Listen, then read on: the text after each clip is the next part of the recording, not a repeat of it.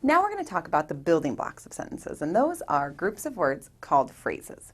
Phrases are groups of words that contain a subject or a verb, but they don't contain both of them.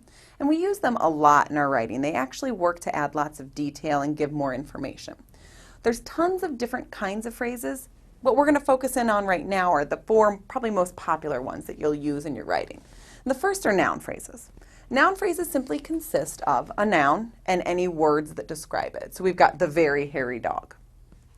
The next type of phrases that are used frequently are positive phrases, and those are just phrases that rename the subject. So if we said the very hairy dog, Henry, Henry's are a positive phrase that renames that subject, the very hairy dog.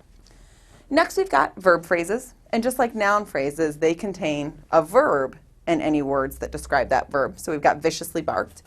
And then finally, probably the most often used type of phrase is a prepositional phrase. And that is a preposition followed by its object. So we've got at the neighbor's cat.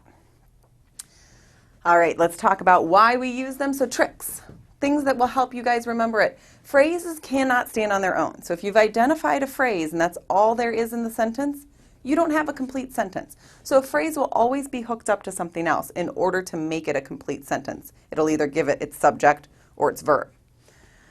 The other reason we use phrases a lot in writing is to add detail. So we could say some really simple sentences, but phrases allow us to add some more information and add more detail to make that writing come alive. Let's take a look at this sentence. Henry, my dog, loves to scare the neighbor's cat with his vicious bark. Now we could have also said, Henry loves to scare the cat, but it's not quite as vivid. So we threw in some phrases here to make this come alive.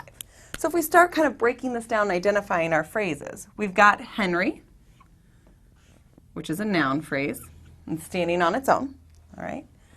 My dog, which renames Henry, is one of those a positive phrases. Loves to scare, that's one big verb phrase. So it's talking about what that dog likes to do. And then we've got the neighbor's cat, another noun phrase to give a little bit more detail. And finally, we end with a prepositional phrase, with his vicious bark. So you can see this really is the building block. Everything in a sentence is going to fit into a particular phrase. Once you start identifying those, then you can talk about correct punctuation, where you want to take things out, where you might want to add things. Let's see if you guys can do this on your own. All right, we've got the sentence, cute little Henry especially loves his dog bone.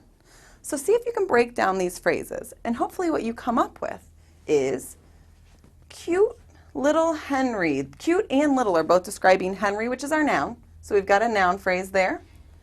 Then we've got loves. That's what Henry's doing, but we've got a word that's modifying it. So especially loves is a verb phrase.